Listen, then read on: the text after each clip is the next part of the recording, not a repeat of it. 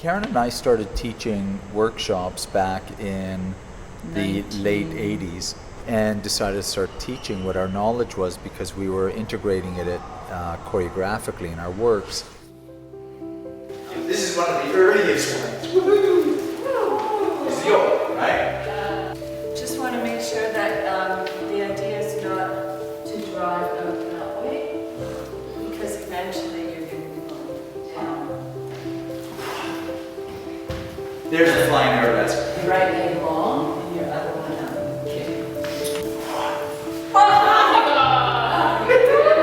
Now in 32 years, knock on wood, I've never dropped a partner.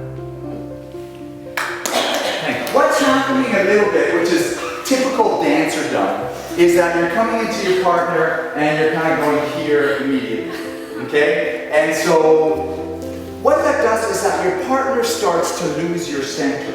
So what I really want to do is when I come into this placement, I want to go into plie first with my rib cage up. Now she knows where I am. Go up into him a little bit. There you go. By plieing, I have a whole other world that I can do with him, right? So all that's providing is impetus and impulse. So anyway, so it's about investigation, it's about discovery, it's about playing and feeling if there's something that you're doing is repetitious. So how do you change it? Part of the beauty of it is that there's nothing that we do that we're planning, right? We're just playing. We just improvise. You know, and there's nothing in here that we're trying to do. It's surprise. Okay? Does that make sense? I've got my own little story going, my own little fascination going from the bits of guidance, and even the support of the dismounting from the guidance is your next initiation into everything.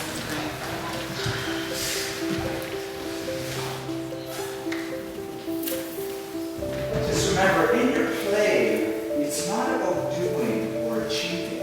It's just about playing. And what is that, and what does that mean, and where does that go? So basically you want to bring your attention to when you return in the accordion to your old partner. How does that inform or alter? You're both sharing, and you're both receiving.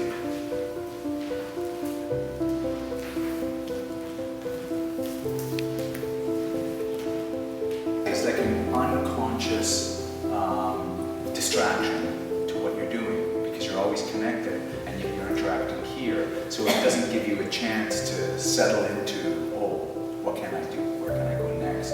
It's this really beautiful sort of back-and-forth dance. You don't want to look at your partner, you want to see your partner. I attribute that to the fact that I don't look at them waiting for something. I'm working on what I would call soft focus, or seeing, sensing my partner at all times. So that we're actually starting to play with the descent.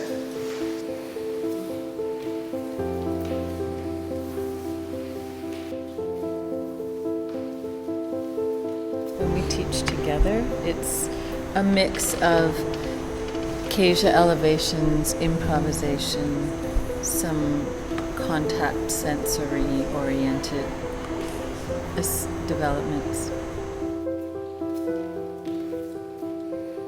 No expectations, no tricks, no this and that. You know, one of the advantages with Karen and I dancing 32 years now is that we, in the early days, would say, you've done that already again and again. You know, where do we move from here? How do we continue to push the form?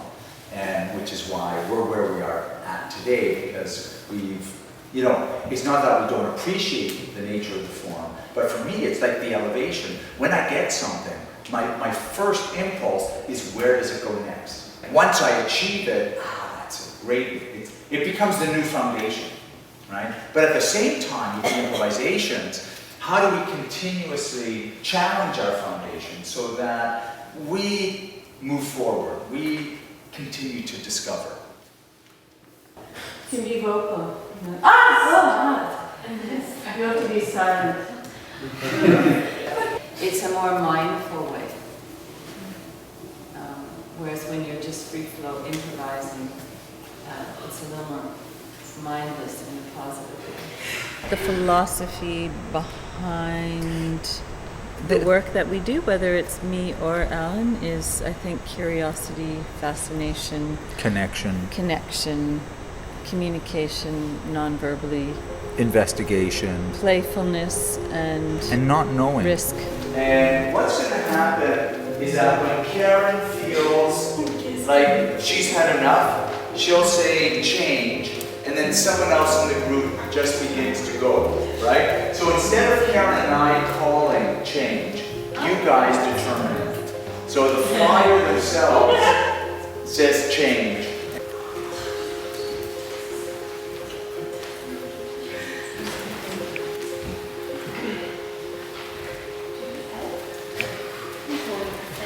So this is the fly. Here, right?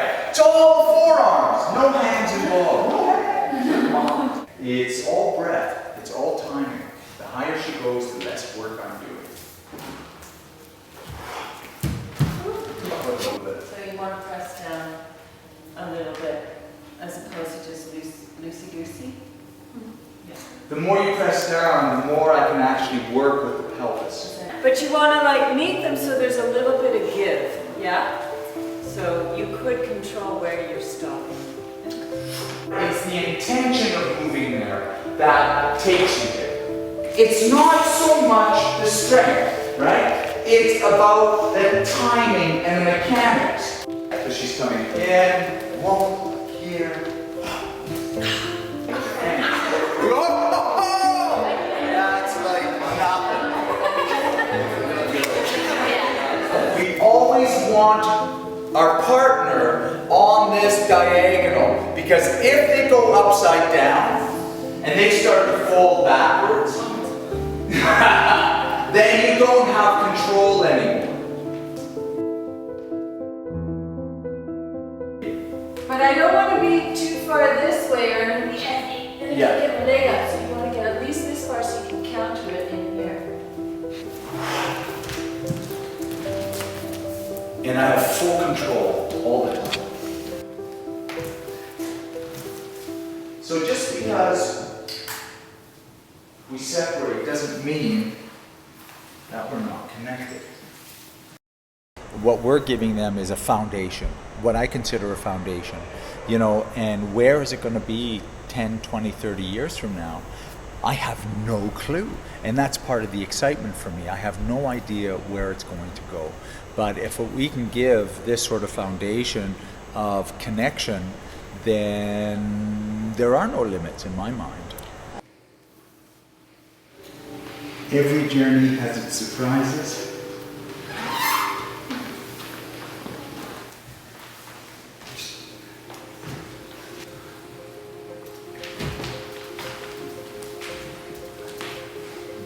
Even though I'm guiding Karen with the fullness of my body, she's the one who's sharing.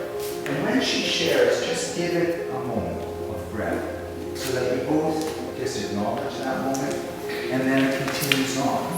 And so as I guide her through space, it's a similar quality. And what I don't know is when she's going to share with me and when she does.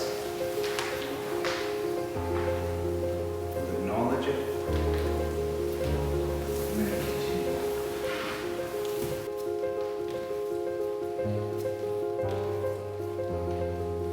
Now what we want to begin to play with is your work with an invisible partner, so that this invisible partner begins to really challenge every aspect of how you're moving, okay, in space.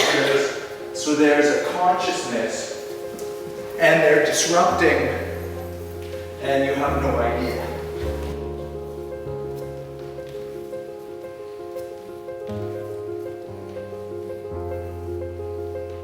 Start with your eyes closed and take about 20 seconds with your eyes closed to go through a very small memory in whatever way it comes to you.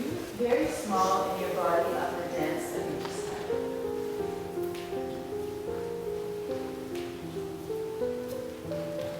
And then let your eyes fall open gently. And at any time you can bring them to a close again.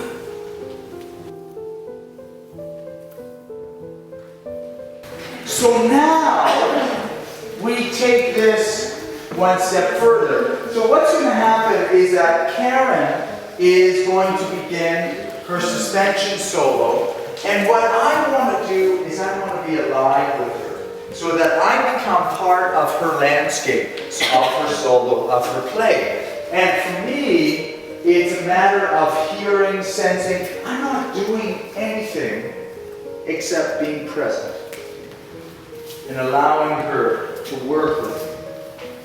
And I have no idea what she's going to do, where she's going to go. All I know is that as she begins to share anything with me, then I need to give some resistance so that she can work with me and use me.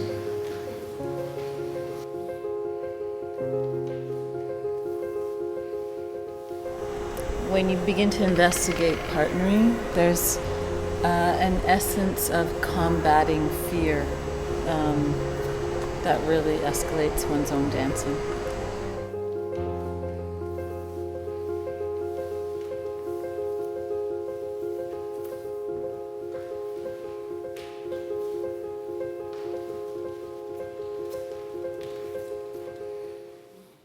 And then we'll play random, okay?